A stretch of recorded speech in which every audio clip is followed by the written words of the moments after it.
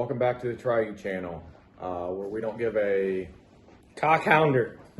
That's it. This is the second take. You hit me with the cockhounder. I thought I was going to say shit. We don't give a cockhounder what you had for dinner. That's tryyou.com, movies, books, music. And you. You. And we'll come on there, tryyou.com, fill out your top 10 list, post what you like, find other users, and it'll be an endless resource and discovery for you. Not like when you discovered your penis.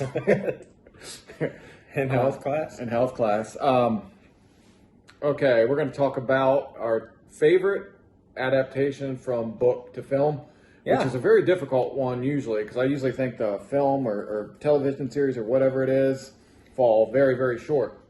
So I made a list of my 10 favorites. You think the series are a lot better usually? Normally, because I don't know it. I don't have as many to compare. I know you like The Watchmen real well. Yeah, recently. But that's way off the book too. Oh, it is? Doesn't Okay. even follow I haven't it. read that book yet. So what's your number 10? My number 10, and this is Factotum. And it's one of my favorite books of all time. It was my introduction to Bukowski. I think from the line one, I remember I was maybe 10 pages in, and this has never really happened. And I didn't discover him till later in life for me, for an author, which was in my mid-20s. And I think 10 pages in, I thought this is going to be one of my favorite books and one of my favorite writers ever. And I'm not into, sometimes I don't like to read. I like to read warnings on household cleaners, which I tend to ignore, tampon boxes.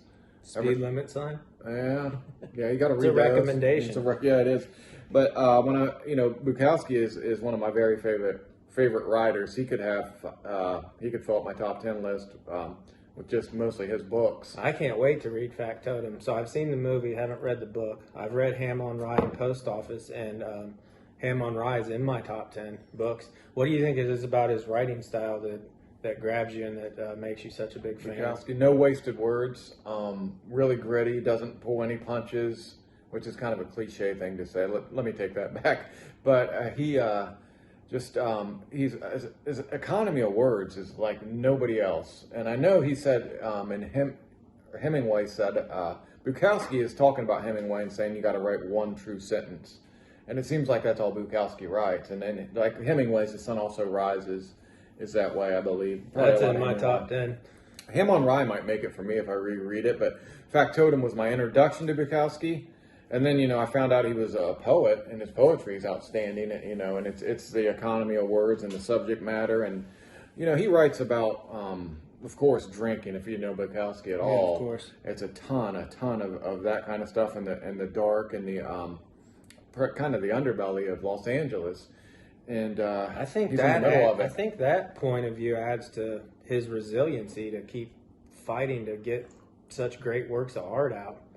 It seems like he's overcome not only the drinking, but his father, but just a lot of things that get to that point of having one truthful sentence. Well, he's one guy that can apparently just drink. He'd say black out, and then sometimes he'd have 10 good pages. Can you imagine? I can't imagine blacking out and somebody telling me I said one good sentence. Yeah. So just a genius. Yeah, and he could hold his alcohol better than most people. I guess you could make that argument. You could make the argument that it killed him.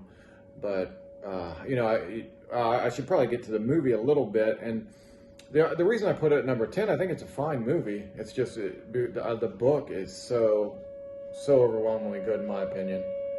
We might be getting bombed.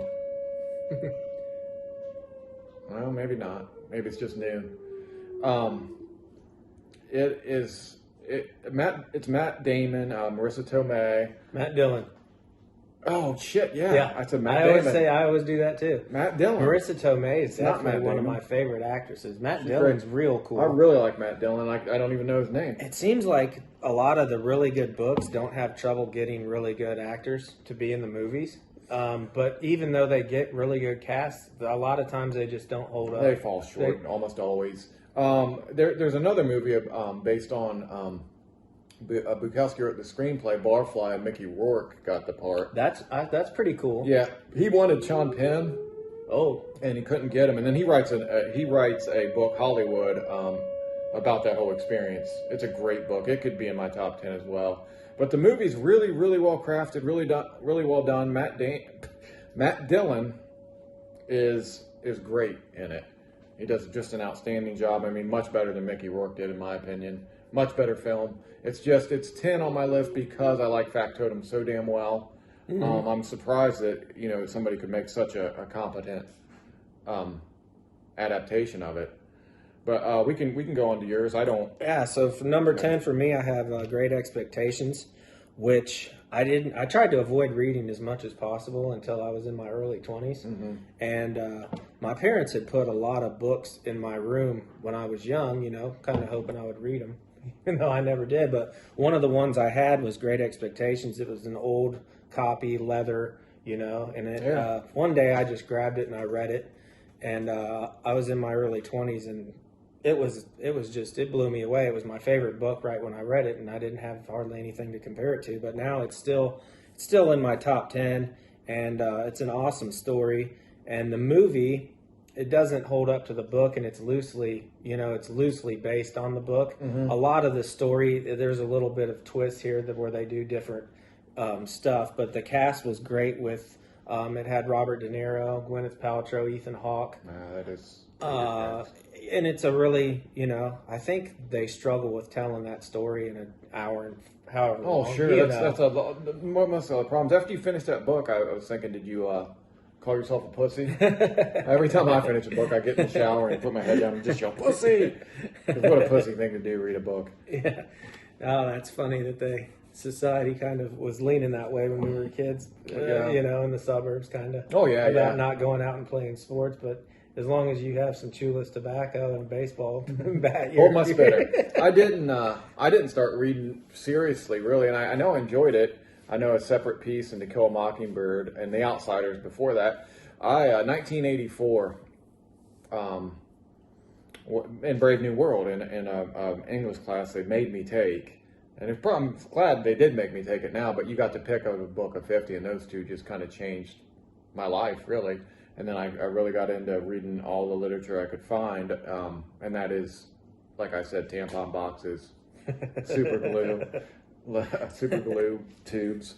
I don't have a whole lot more to say. I mean, I could go on about Bukowski, but it's useless because I can't say in words the things he puts down on paper. So if you've never read Charles Bukowski and you like to read, you're a pussy, first of all, but also I suggest coming on Try You, seeing what we have posted about Bukowski. Post it yourself, and more than anything, go out and read Bukowski. Yeah, I think this is a great list. I'd love to see so many people's adaptations of their favorite books and movies. Oh yeah, and get more recommendations. We'll be back with number 9. 9. We'll do better next time, I promise. Bye. Bye.